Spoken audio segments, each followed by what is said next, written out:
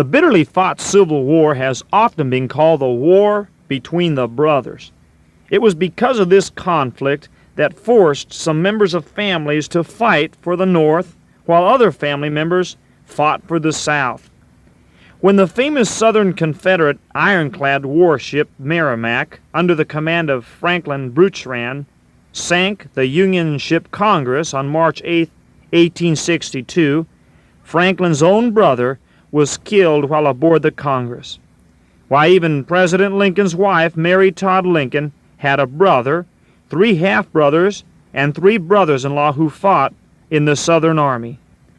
Thank God it was the only war we fought that has this terrible condition where brother fought against brother. Captain D.P. Coyningham tells a sad story of what happened to one of the men of his regiment. My name is Captain Coyningham, a Northern officer. This is a true story I can relate to you as best as my memory serves me correctly.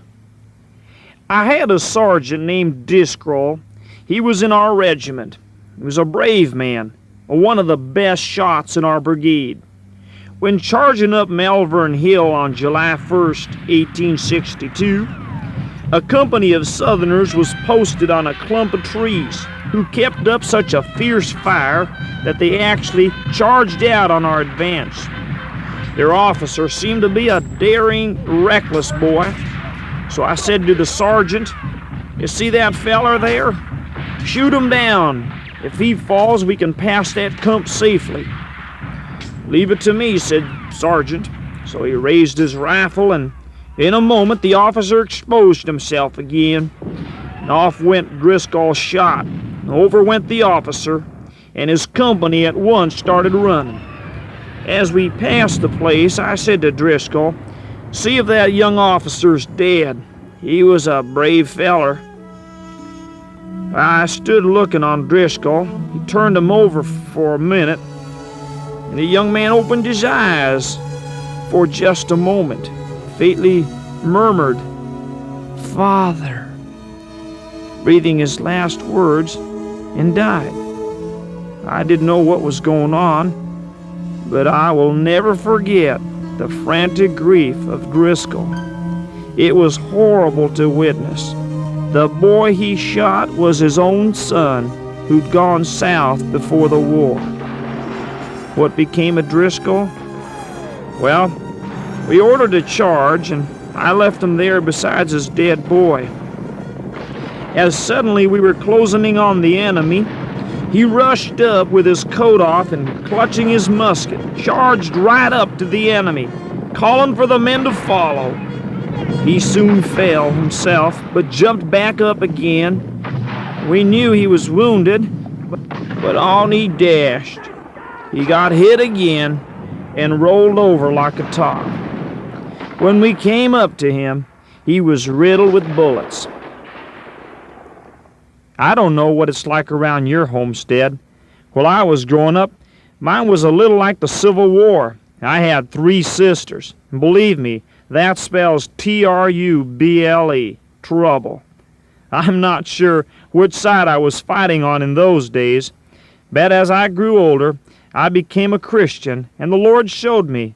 I found it in James chapter 4. Maybe you can relate to this. What is causing quarrels and fights among you?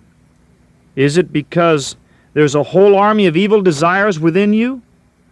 You want what you don't have, so you kill to get it. You long for what others have, and you can't afford it, so you start a fight and you take it away from them.